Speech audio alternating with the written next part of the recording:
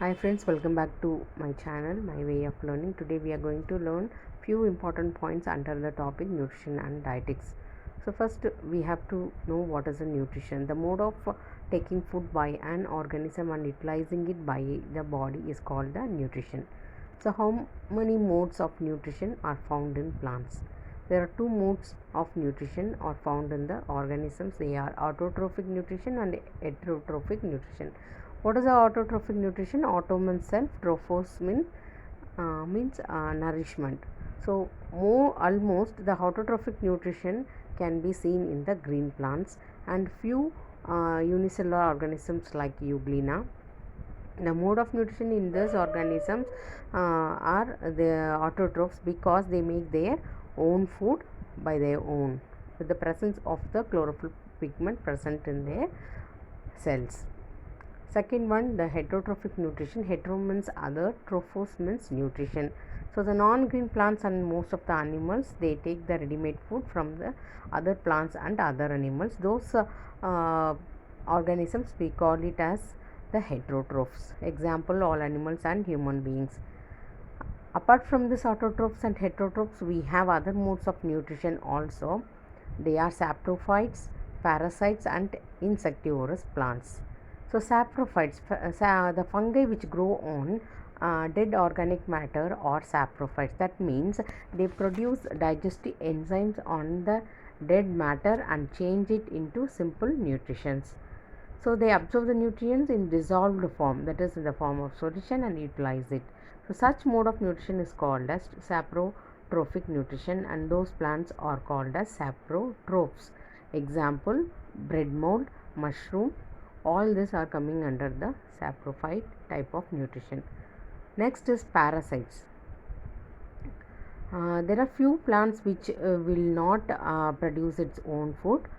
Those plants will absorb the nutrients from the host plant. The plant which provides the food is called as host, and the plants which consume the food from the host is called as parasite. Example is cuscuta. So because they lack chlorophyll, they absorb the nutrition from the host plants. Even though it is a plant, but it could not produce its own food because of the absence of chlorophyll. Next,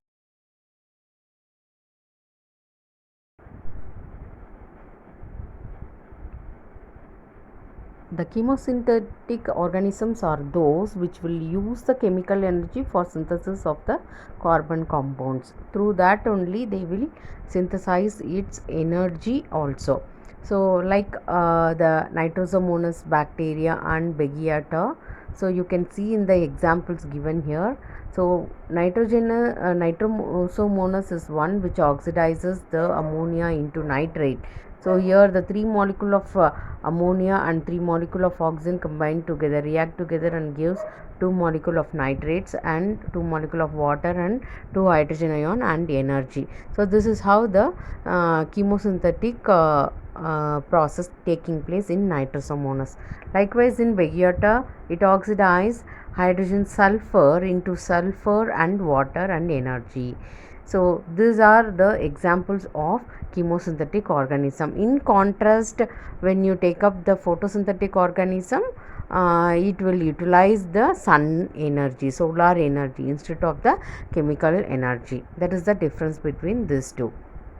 So the chemosynthetic heterotrophs are most of the bacteria, animals and the human being.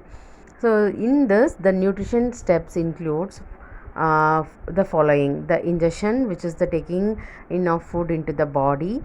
Next is the digestion, which is the breaking down of complex food into simple form of food with the help of the enzymes.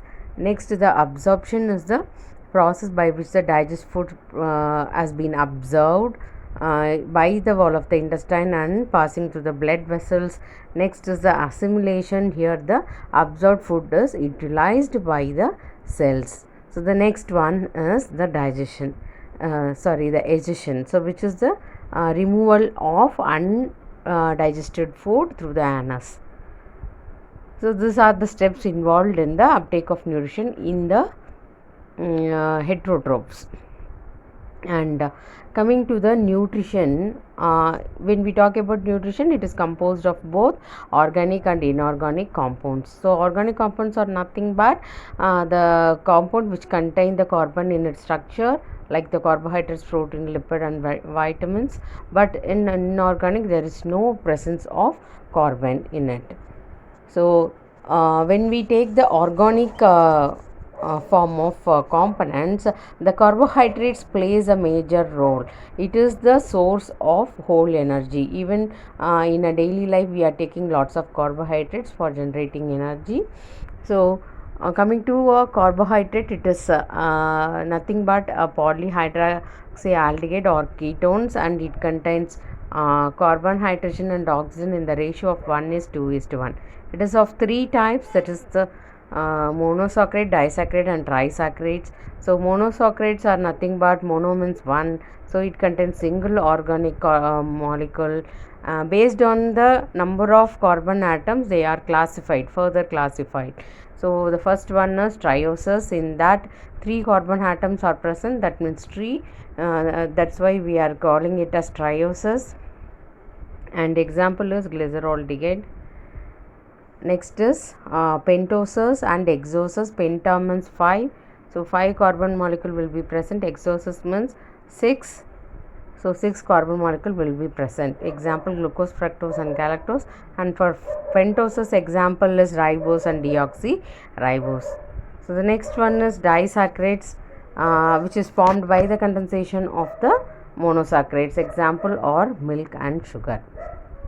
So that's all for the today's class. I will meet you with the next topic in the next video. Like, comment, share and subscribe my channel, friends. Thank you.